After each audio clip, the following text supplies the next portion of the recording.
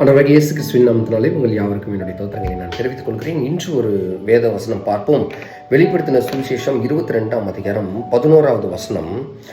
அநியாயம் செய்கிறவன் இன்னும் அநியாயம் செய்யட்டும், அசுத்தமாய் இருக்கிறவன் இன்னும் அசுத்தமாய் இருக்கட்டும், நீதி உள்ளவன் இன்னும் நீதி செய்யட்டும், பரிசுத்தம் உள்ளவன் இன்னும் பரிசுத்தமாகட்டும். இதோ சீக்கிரமாய் வருகிறேன், அவனவனுடைய கிரியைகளின்படி அவனுக்கு நான் அளிக்கும் பலன் என்னோடு கூட வருகிறது. ஆமீன். இந்த உலகத்துல நம்ம மெயினா வாழ்ந்துட்டு இருக்கும்போது ரெண்டு விஷயத்த நம்ம எதிர்கொண்டே ஆகணும். ஒண்ணு, நல்லவர்களாய் இருக்கணும், நல்லவர்களாய் இருப்பதற்கு முயற்சி செய்யணும். இது ஒண்ணு. இன்னொன்னு, கண்டிப்பாக தீமையை தான் செய்தாகணும். வெறுப்பையும் அந்த பழிவாங்குதலுக்கு உண்டான அந்த குணத்தையும் உடையவர்களாக மாத்திரமே நாம் இருக்க முடியும்.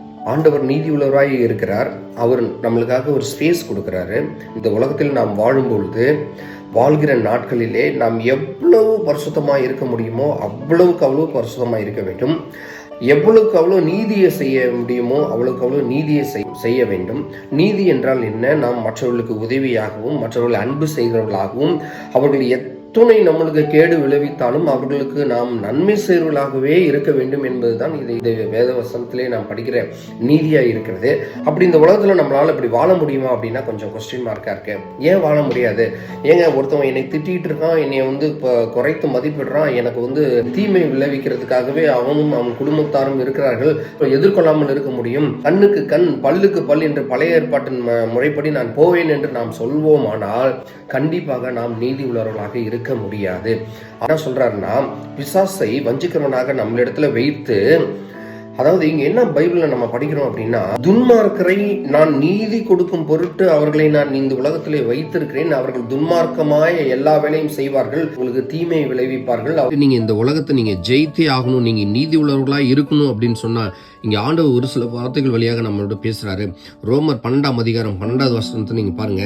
நம்பிக்கையில சந்தோஷமா இருங்கள், உபத்திரவத்திலே பொறுமையாயிருங்கள், ஜெபத்திலே உறுதியாய் தரித்திருங்கள், உங்களை துன்பப்படுத்துகிறவர்களை நீங்கள் ஆசீர்வதியுங்கள், ஆசீர்வதிக்கிறதே அன்றி அவர்களை நீங்க அதை என்ன பண்ணக்கூடாது, சபிக்க கூடாது.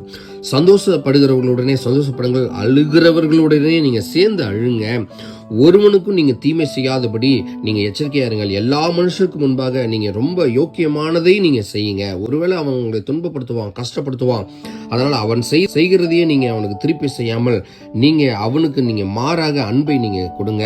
கூடுமானால் நீங்க எல்லா மனுஷரோட நீங்க என்ன பண்ணுங்க, சமாதானமா இருங்க.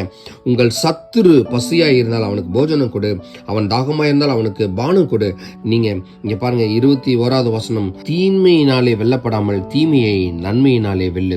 நீங்க தீமையை நன்மையினாலே வெல்லுங்கள். அப்பதான் இந்த உலகத்தை நாம ஜெயிக்க முடியும். தீமைக்கு தீமை செய்யாமல் நன்மை செய்கிறவர்களாக நாம் மாறுவோம். ஆண்டவருடைய ராஜ்யத்துக்கு நாம் தயாராகுவோம். கர்த்தர் தாமே உங்கள் அனைவரையும் ஆசீர்வதித்து காப்பாராக.